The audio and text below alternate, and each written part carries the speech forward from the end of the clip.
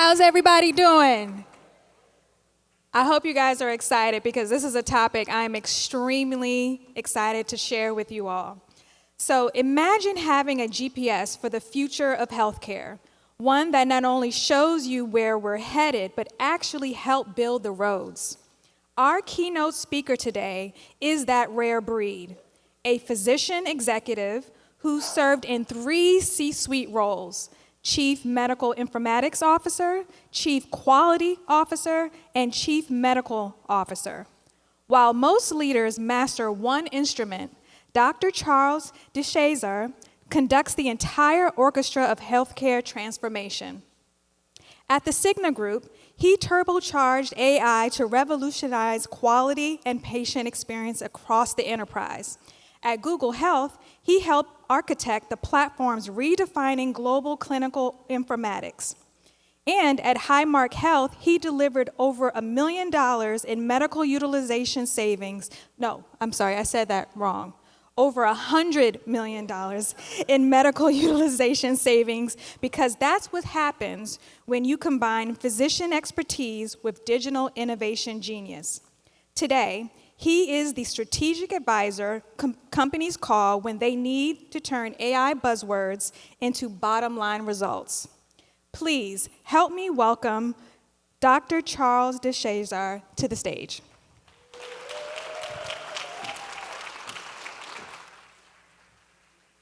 Thank you so much. Appreciate that.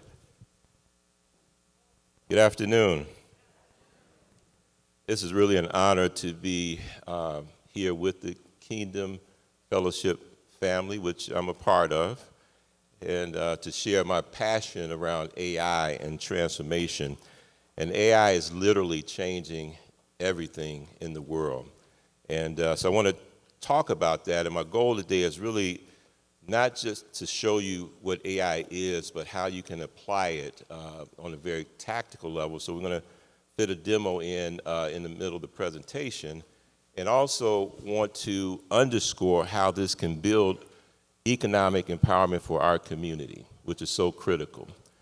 So I want to start by saying that the key element here is that there's a business saying that you better, faster, cheaper. Pick one. You know, maybe you can do 2, but you can't do all 3 at the same time. The key is that AI allows us to actually to be better, faster, and cheaper.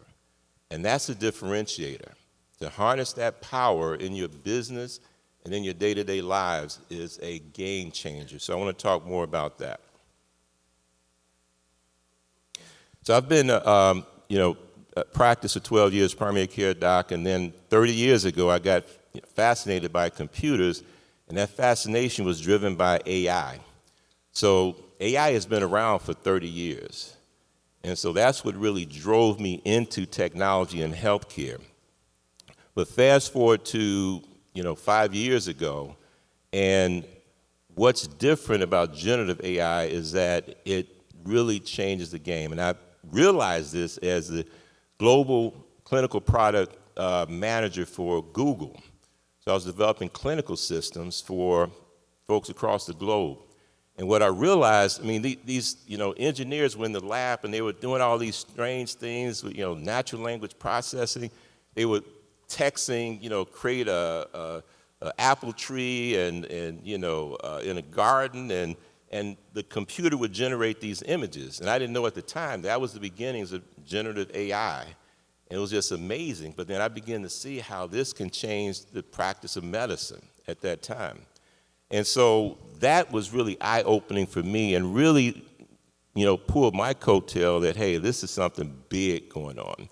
And lo and behold, OpenAI released ChatGPT, and here we are today. So I want to talk about why this is so important and why it's different.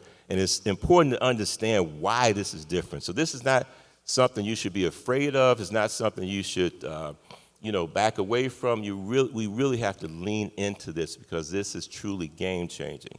So number one is beyond search. So it's not just a Google search. It has the knowledge of 100 million books. So realize this is a superhuman intelligence that cannot be accessed any other way than through this portal. So not only does it have the knowledge of 100 million books, so whatever your business is, it knows everything about your business and what the best practices are, because it's read every single book on your business. It's read every single web page, every podcast, every YouTube presentation. So recognize at our fingertips, we have access to that type of knowledge. But the important thing is that on top of that, and this is what Google developed this, they've created through sophisticated mathematical reasoning. It's not actual human reasoning, but it appears to be.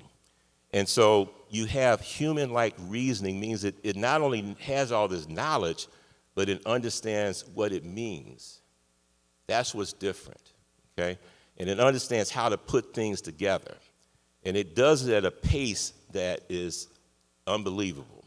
And so those key points are really important to understand why we have to approach it differently. And so to unlock Gen AI's potential, understand that it can not only reason, but it can create outputs, at your direction. Its only purpose is to respond to your prompts. It's adaptive and role-playing. So in other words, if you say, and I'll give an example of this, you're an expert JP Morgan stock analyst, it's going to pull out every reference to JP Morgan expert analyst and apply that logic and reasoning to your prompt. And that's, we're going to talk about prompt engineering in a minute and why that's so important. It also is multimodal, and this is what we're going to begin to use in healthcare more, in that it can hear and it can see, and then process that information, accessing this database of 100 million books. And so if you go to your doctor now, he may ask you, do you mind if I record this conversation? That's called ambient listening. And so the computer AI is actually listening to the visit, and again, because of its reasoning ability, it can tell you what this means and what's being said. It can tell you whether there's bias in the conversation. It can tell you the emotional sentiment of the conversation, again, because of this reasoning ability. Then on top of that, for doctors, it has all the knowledge in the world right there at your fingertips. There was a study they did that looked at diagnosing really difficult cases with AI versus trained doctors. The AI did 400% better. Do you know what I mean? So think about that. I mean, in a minute, it's going to be malpractice not to use these tools. So this is what's coming, and it's not even coming, it's here today. So we really need to lean into this. It's always on, 24/7, it's available. So think of Gen AI as your super intelligent, tireless assistant, okay? But it needs clear prompts to be able to do its work. And so I want to talk about that in a minute. The other piece of this is that what does this mean for you as an individual, okay? We all need to really, develop our AI literacy. And it's around 6 components. One is effective prompting, which we're going to talk about in a minute. And then realize that the way you work is going to be different now. It's not going to be one and done. It's going to be very iterative. So you may ask a prompt and it's not quite right. Tweak the prompt and go back again and keep tweaking it until you get what you need. But that's going to be your work, is making judgments and iteratively coming to solutions and creating content from that perspective as well. So think about that differently. So your role now is going to be to make critical judgments, okay? You're not going to be creating a lot of content in the future, okay? AI is going to give you your first draft, your first model. Just dump all your ideas in the AI, and then it's going to give you that first conceptualization of your ideas. But you still have to refine those and tweak those, and you got to make sure they're yours, okay? So when you present something to someone and they say, well, what did you mean by X, Y, Z? Don't give them this look.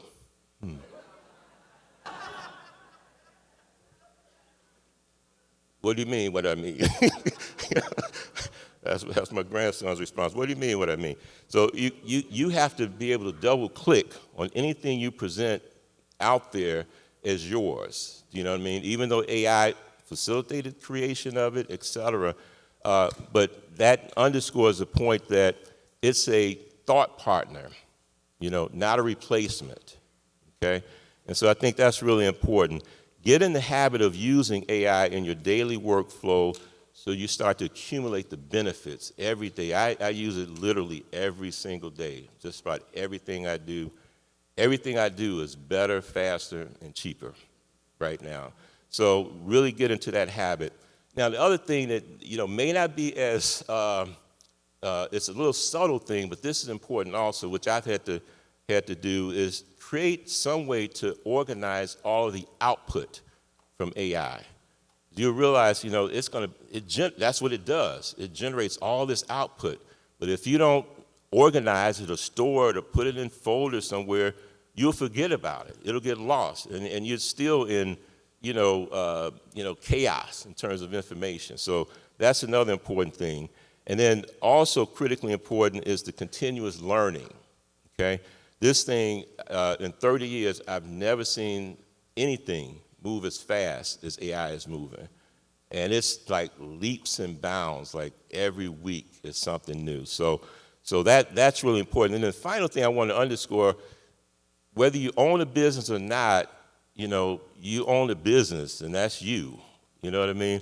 And just think of yourself as a CEO of your life, okay? And now you've got a resource, a digital employee that you can pull out, incredible intelligence from. And their only purpose is to respond to your prompts, whatever they may be. So think about yourself as a CEO, then you have an employee that you have to manage. And so the way that you manage that employee is by being effective with your prompts. And this is, there are multiple examples or frameworks for prompting, but this is one that I like because it's pretty straightforward and simple. Sure.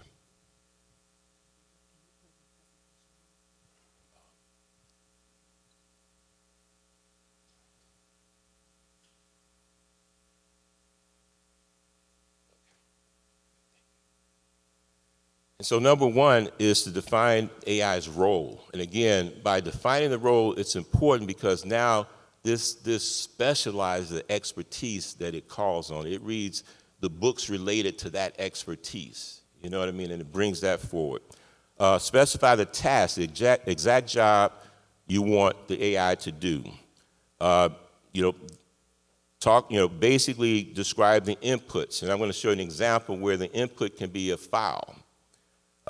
Define the context. So you want to set the boundaries and style. You can have it respond with a certain voice or tone as well. And then the output, outline what kind of output you're looking for. So the prompt example there is that you're an expert marketing strategist. And so now you all of a sudden have an expert marketing strategist literally at your fingertips. And they never get tired of your questions.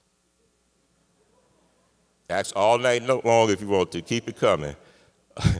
Create a 3-month content plan for a local tea brand that highlights seasonal flavors, include 2-week social posts, 1 monthly email, and use a warm, health-conscious tone. Format as a calendar with themes and content ideas, okay?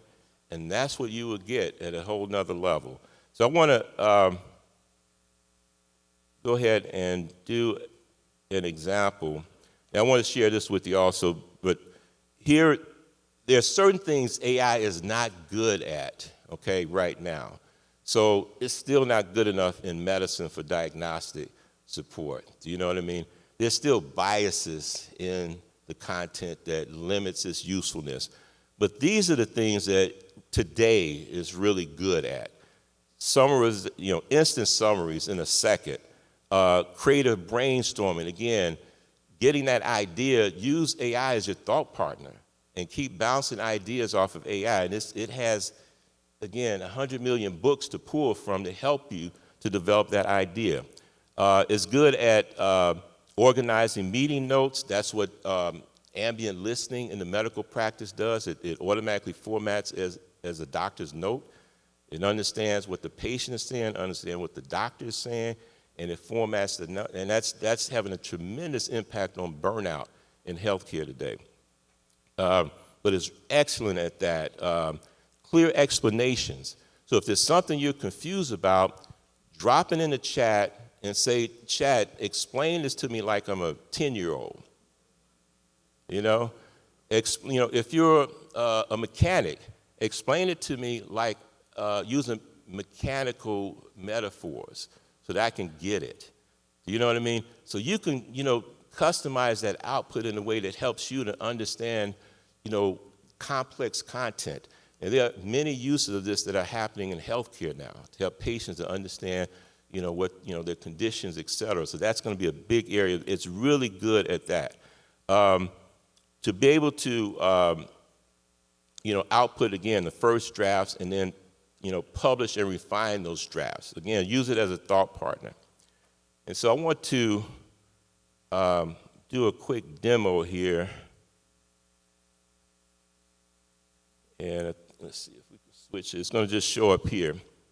And so just to give you an idea, what I'm going to do here, I pulled down the Google 10K, okay, and let's see.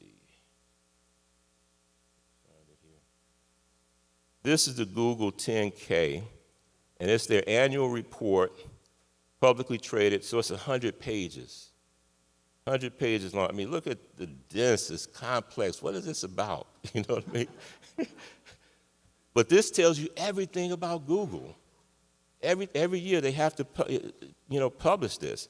So what you can do, drop it in the chat GPT, and here's the prompt I created just to demo this.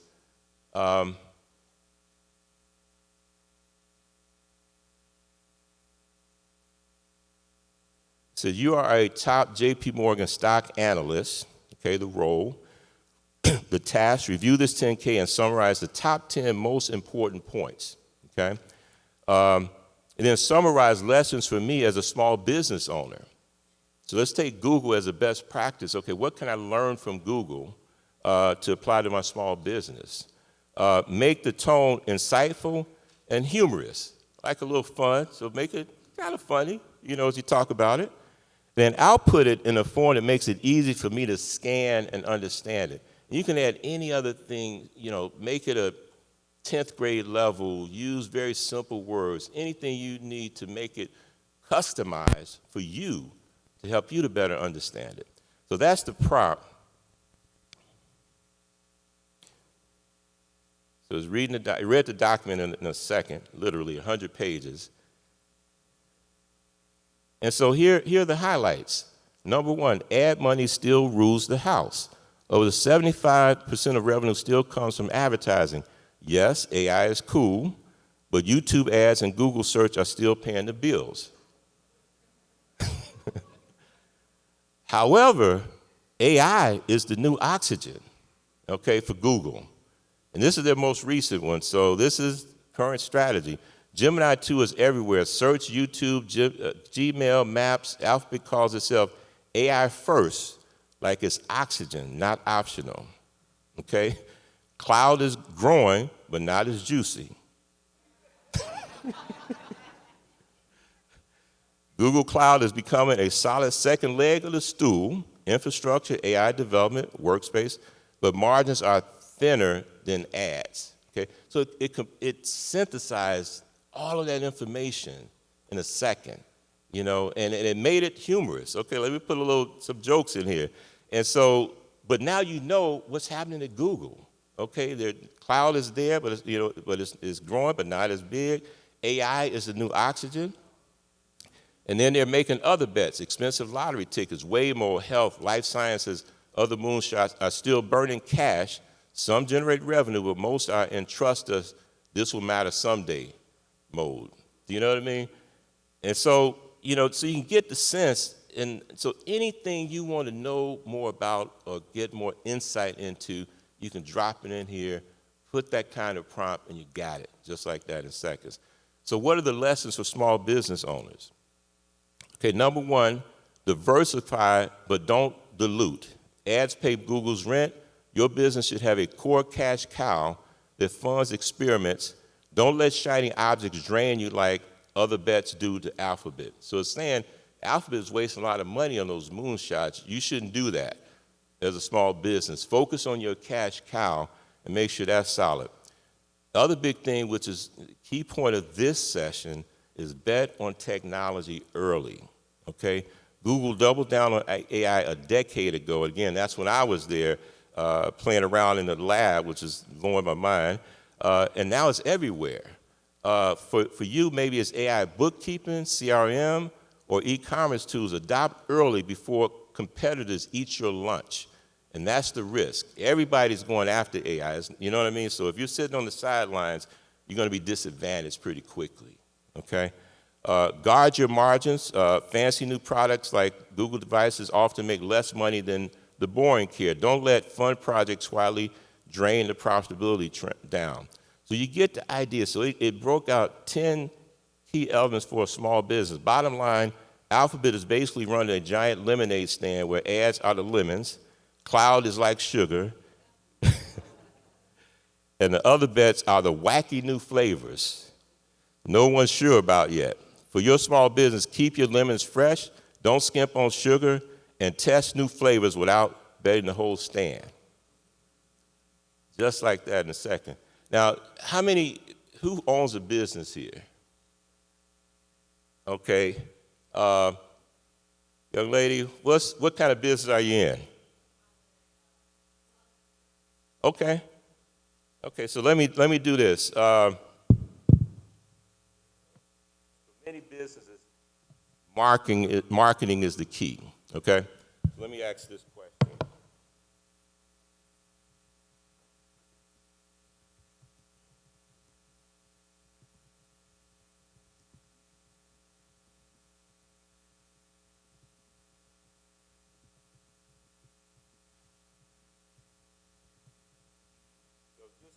Apply the best practices from Google and create a marketing strategy for my wellness business.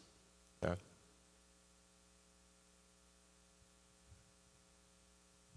Okay.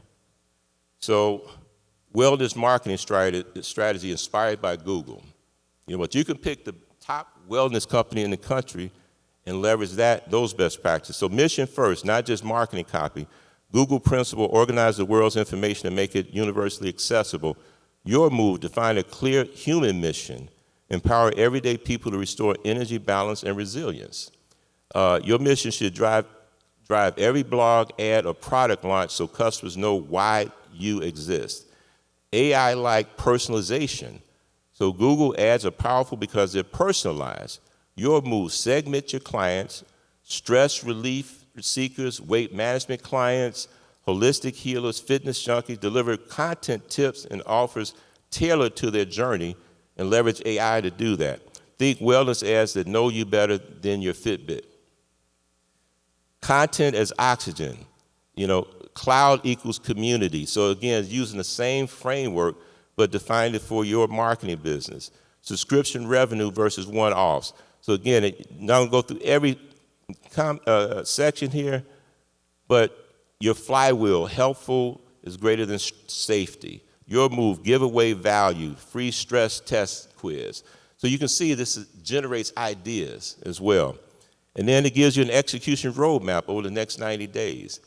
And then if you wanted to, you can say, give me step-by-step instructions on how to execute on this marketing plan. So I want to give you guys that example. So that took 5 minutes. You know what I mean? I'll share this with you. I'm working with my brother to develop to launch his beverage business. And I sat down with him and went through this whole process. And at the end of it, he was like, wow, we've done 6 months of work in 1 hour. So just think about that, accelerating your business. You know what I mean? This is the power that we have now. So I'm going to switch back to the presentation. And we'll go through the rest pretty quickly to make sure we have time for questions at the end.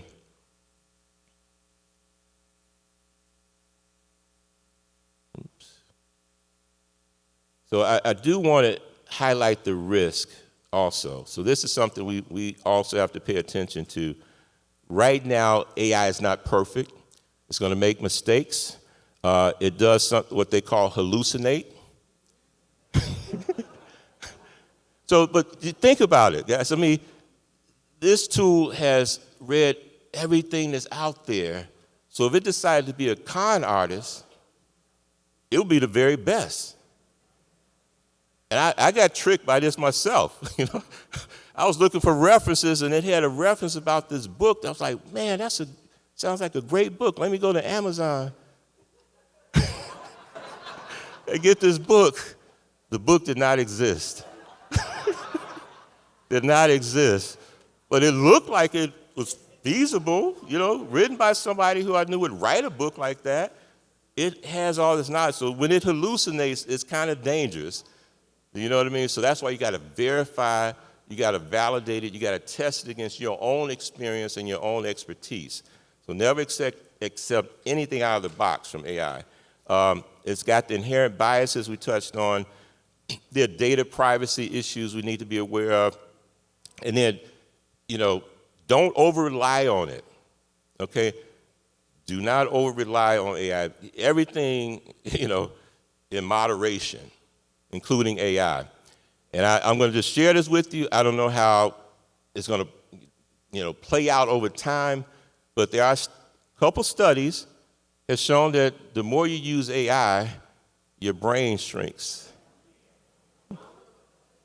You know what I mean? So there's a few hints out there right now, but just to be aware. So I'm just going to go through these slides quickly. I think we'll just have a couple minutes, allow time for questions. But for me, transforming healthcare is my passion, and this is my focus has been health equity. And this will completely change the game in terms of health equity. The clinical impact, I mean, it's going to be incredible. We need to be at the forefront. So I'm going to be chairing for the National Medical Association, a task force on AI and innovation. Okay, and we're going to make sure that our communities have access to this for health, and it benefits. So this is really, really important. But it's transforming every single industry. I'm just going to throw a few suggestions out here in terms of small business, things you can focus on. It can generate email campaigns, your social calendar. Throw your finances into it, you know what I mean, and have it analyze it for you. You know what I mean? It's going to really give you, again, insight that it's going to be much cheaper than going to other professionals for this. So think about that. Contracts, have it review your contracts and simplify those contracts. Personal finance, I use it for stock investments now. I mean, I had a whole system before I had to throw away, because now I just throw it into AI and ask questions about it, and it's doing pretty good. So I want to underscore here, this is the main slide I want to emphasize, is that we have to use AI for community wealth building, okay? We need to empower our entrepreneurs. I mean, we already have incredible intelligence, resilience, creativity, which we've demonstrated over centuries. And now we've got a tool, that can level up everything we do, and really decrease that distance. I think we can leapfrog. We need to upskill the workforce. We begin to circulate dollars in our community so you can keep more things in-house and, work more within the community. The earlier speaker, Reverend Dr. Davis, mentioned Black Wall Street. The thing to recognize that in our community, the dollar circulates for about 6 hours. In the Jewish community, it's about 3-4 months. Black Wall Street, it was a whole year. Just think about that. Circulating dollars in our community and leveraging these kind of tools to keep, expertise in our community. Access elite expertise, boost our self-reliance from that standpoint, and then amplify our local talent. And that's another opportunity. So this is something we really have to lean into and leverage. Start your journey bit by bit. We've talked about verifying outputs. I want to share this with you. This is a scan The presentation will be shared with you. That's this QR code. But we've also created a community for AI education. And it's a free community. Join, and I'm going to be pushing information to this community so that we can stay up to speed on this. I'll leave that there for a second.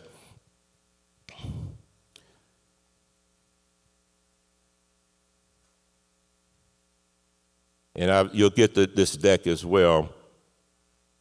And then one thing I want to share, so I've retired as Chief Quality Officer at Cigna. And for my retirement years, I'm devoting this to AI education, and really helping our communities to leverage AI. And I started a business with my beautiful and talented wife, Sylvia DeShazer.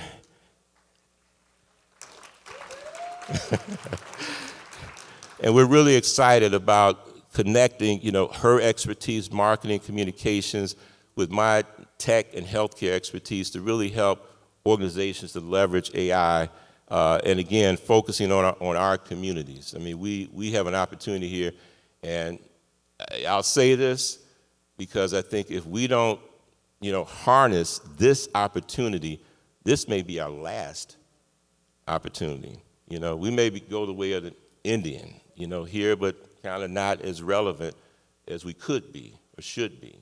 So I really want to underscore that and just open it up for questions. Thank you.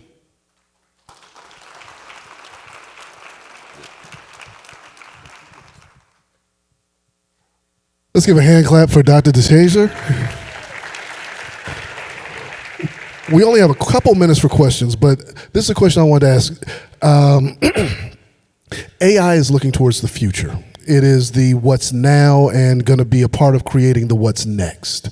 The question I want to ask you that we got in was, as a leader that's navigating both corporate systems and community impact work, what legacy are you hoping to leave, and what do you hope the audience will carry forward with them from today's conversation to make an impact now and have a legacy for later? I think the key thing is for each of us to begin to dive into this. I know there's a lot of hesitancy and fear and what they're doing with my information and things like that. This is not the kind of thing to stand back on. We really have to lean into it. For me, what's exciting is when I look at the folks here, I mean, the ideas, the creativity, the intelligence is incredible. And if we can begin to use a tool like this to amplify that, I think we have huge opportunities. So that's what I would want folks to leave with, is apply this in your daily lives, apply it in your business, use it every single day. It's an equalizer, okay? And there's studies. I can show studies that show it's an equalizer as well. So it's really important to adoption. Last but not least, from mentality to mindset.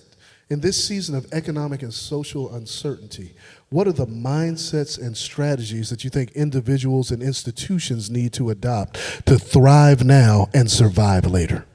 Yeah, great question, because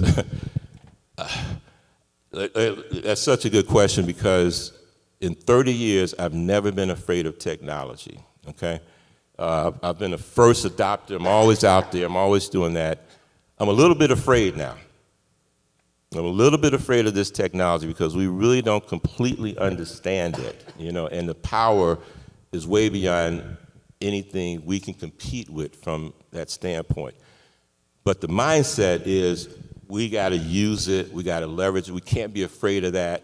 I mean, this is a house of faith, so we got to have faith and trust and believe that we can use this for good, because there are going to be a lot of folks using it for evil. Do you know what I mean? And so we've got to use it for good and drive that equation versus being afraid of it and stepping back. So that's the mindset, being open-minded. All right, everybody. Let's thank the Lord for Dr. Charles DeShazer.